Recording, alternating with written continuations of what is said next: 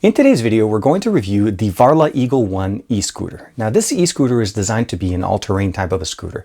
And what I mean by this is you can use it on regular pavement, off-roading, and some of the main features that we have in here. We have dual motors, we have a dual suspension, hydraulic brakes, nice long handlebars to be able to control the scooter when you're going, but also a rated top speed of up to 40 miles an hour. And that's not all of the features that we get there. There's so much more to talk about what makes this scooter unique. In today's video, we're going to check that out. We're going to be reviewing it. So without further ado, this is TK and this is my review of the Varla Eagle One e-scooter. Let's check out why this is such an awesome scooter.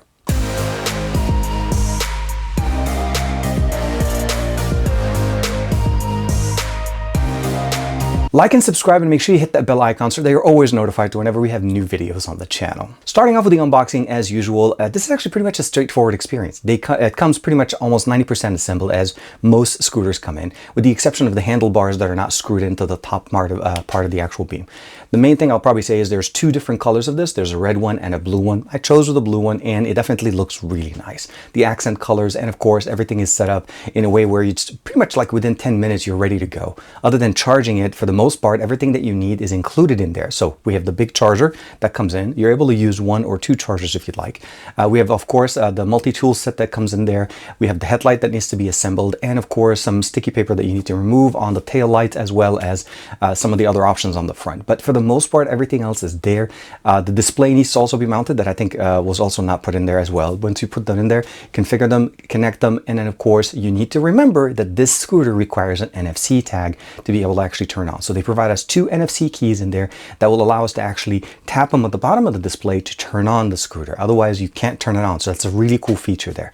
Of course, this is a folding scooter, so it allows us to actually fold it down. We actually have a clamp sitting at the back. It is rated to be about 82 pounds, not the lightest scooter on the market, so that's going to be one of the biggest things. But we do have 1,000 watts dual motor, hub motor here, up to 1,600 watt peak power. The tires that we have in here are 10-inch tires with a 3.5-inch width, which means these are going to be much better for grip when you're doing turns and going fast on the road. So it's really nice for those tires that we have in there. The deck that we have in here is a standard deck. They do have an optional wide deck that you're able to mount on this. It uses the same screw holes in there, and of course they provide you with an additional non-slip grip material for the top. Two NFC keys are provided in there, and those are going to be the ones that you use to be able to turn on the scooter. You don't need them to turn it off. The battery that we have in here is a 20.8 amp hour battery, or 52 volts lithium battery, basically about 1,082 watt hours if you want to just know the specifics. It's rated to give us up to 42 miles per charge, and that's going to be dependent on how you're using the scooter. And I say that because if you're going with the fastest speed, gear 5, because it has 1, 2, 3, 4, 5 gears, you're obviously going to be depleting the battery much faster. And if you're running more on the higher weight, meaning the motors are working a little bit harder, that's going to be kind of a little bit of an experience. I think more realistically, you're going to get somewhere between the 20 to 40 miles, depending on how you ride it. And 20 will be your bare minimum if you're running it with basically full speed, as I've been riding it since I've received this scooter. So it's definitely very nice. But gear 1 gets you about 6 miles an hour. Gear 2 gets you at about 15. 3 about to 20, and 4 gets you at about 40. Now, this changes the way this system is set up out of the box. And then 5 typically gets you to 40 miles an hour. One thing I'll probably say is out of the box, this is rated to go at a max of 36 miles an hour. It's 4 short of the 40, and I think it's by design. I'm not sure why. Also, please make sure to double check and know all the laws and the regulations for where you are using your scooter and what is the maximum allowed speed that you're able to ride your scooter. 36 miles an hour may be the fastest, or 40, but it doesn't necessarily mean that that's how fast you're able to ride your scooter in the area that you're in. You need to follow the laws and of course wear protection. As you see with all of my videos that I'm showing you guys, I was actually wearing almost like a motorcycle helmet to protect my head. I had gloves on, and of course make sure you wear a jacket just in case, God forbid, something happens, but definitely enjoyable without any problems. You're able to conquer up to 30-degree climbing hills, obviously, and if you're going down and up, because you have the 36 Newton meters torque power here that we have on these motors. The one thing you need to keep in mind is you're going to run this in single or dual motor. That's one of the biggest benefits. Maximum weight capacity is going to be 330 max load here. 82 pounds as far as basically the actual scooter itself. Dual hydraulics brake system on the front and on the back. Dual shock absorption system, both springs on the front and on the back. And the structure of the actual scooter provides it some of the most comfortable shock absorbing rides that you're ever going to get there. And I have problems with my right knee. Not once that I have an issue with the scooter going over bumps, going over gravel, or even riding it for an extended amount of time. Very nice and very good. It does fold, as I mentioned to you guys. We do have that upgraded blue clip that's provided right there at the back. There is an extra pin on the handle that you're able to put in for extra security. God forbids the actual blue connector, I think, in the front gets loose for some reason, although make sure you tighten it up, and then you have that pin security extra there. It does have an IP54 rating, and one of the biggest things I'll say is, even though they only include one charger in the box, you're able to actually use dual chargers to cut down the 9 to 10 hours with a single charge recharging the battery to 5 to 6 hours. So you can do 2 chargers at the same time. And they provide you gasket covers for those chargers so that in case you are outside. So that's part of the IP54 rating that we have in there. If you go over a splash or something like that, you're not going to have to worry there. Lastly, we have a major big headlight that's present on there at the top part of the, right next to the handlebar.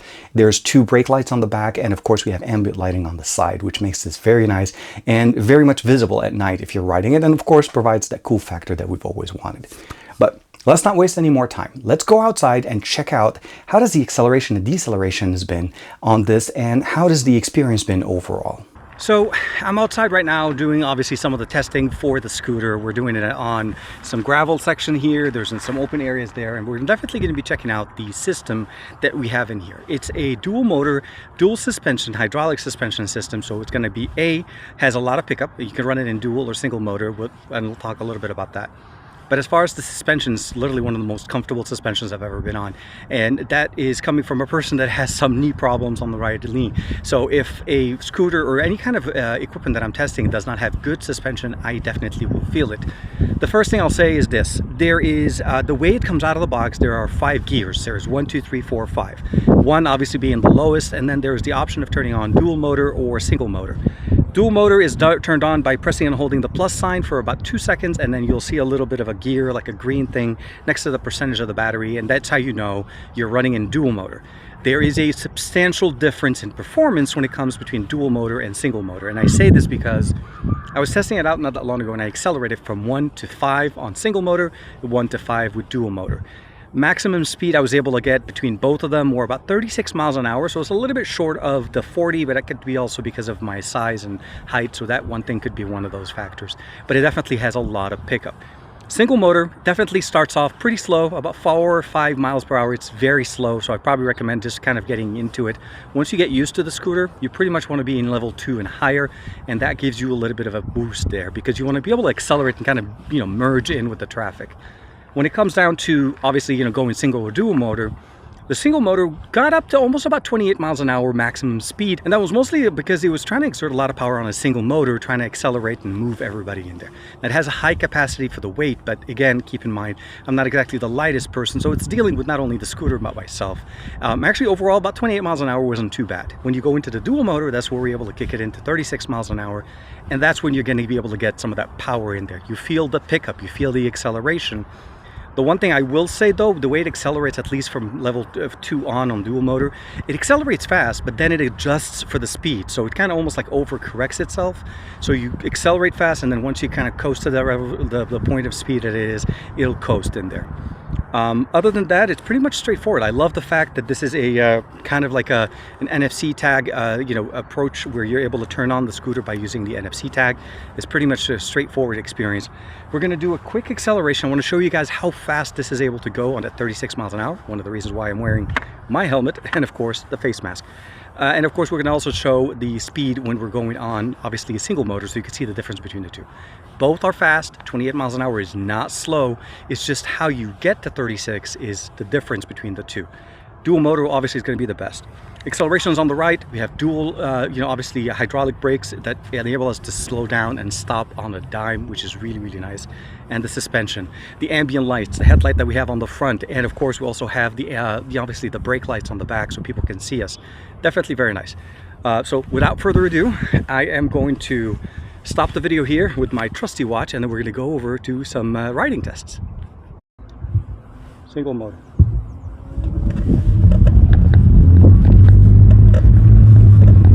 So this is level 1 on single motor.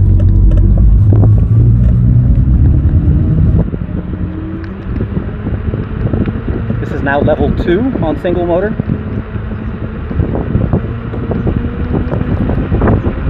Level 3, single motor.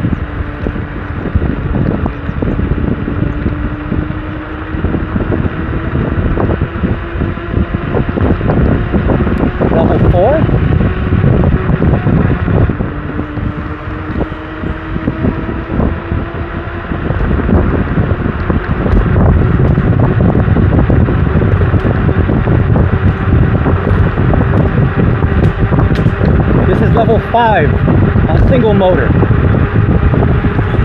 Top speed 29 miles an hour.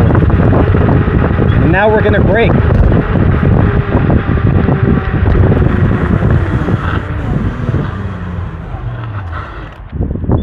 Dual motor, we're gonna start at 1, 2, 3, 4, and then 5.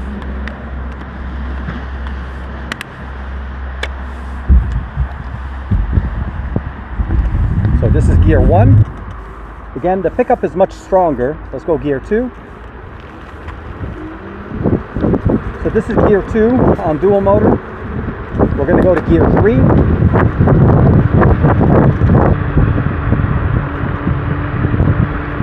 Gear 3 is about 20 miles an hour. I think when we kick it up to gear 4, we're going to go up to 30 miles an hour.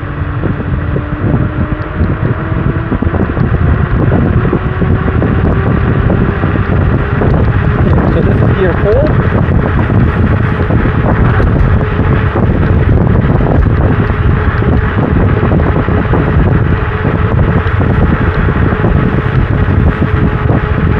Now we're going to go to gear 5.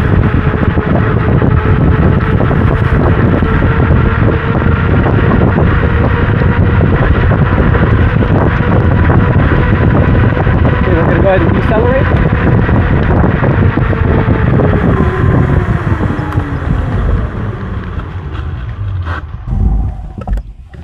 So definitely wear the right gear when you're doing 36 miles an hour, and make sure that there is enough clearance and no sharp turns for you to be able to do this type of maneuvering. The one thing I will say though, the brakes are so good. Do not hit the brakes very hard. You have to gradually slow yourself, especially at 36 miles an hour, because you could literally fly over. That's how strong the brakes are. Like the scooter will stop, but you won't. So just make sure your inertia is definitely compensated by using the brakes. Otherwise, it's actually pretty nice. I'll say that literally level 1 on both, or gear 1 on both, it's pretty slow.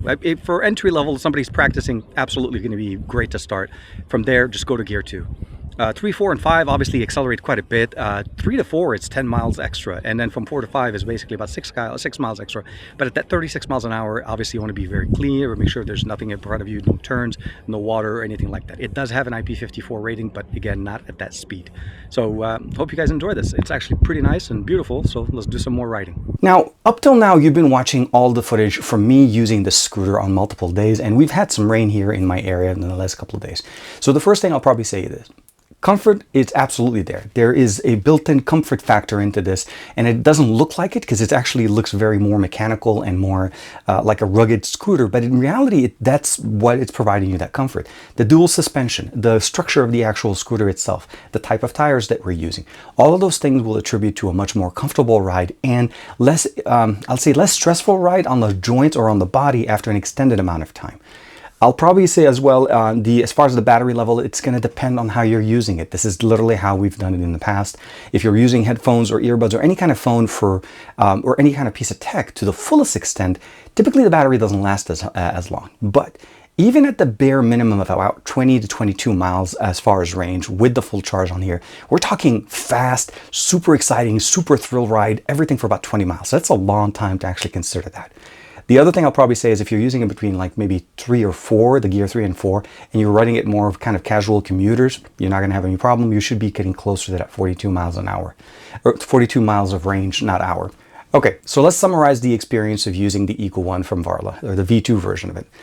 The security that we have in here with the NFC, I like. I like the clamp system that allows us to actually fold the arm down and carry it. Not the lightest one on the market, but definitely you're able to carry it. Just be aware, about 82 pounds.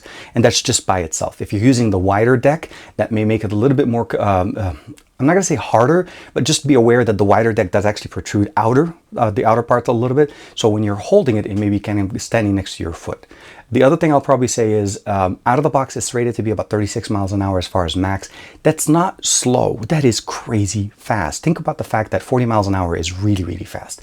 Don't have it in any situation where you're going too many turns or anything like that. If you're going to be riding it on the road, that's obviously going to be the best experience because you're going to be a lot longer routes and not as much turns. And of course, the thing with the brakes, they are some of the best brakes I've seen on any or used on any scooter or even bike before.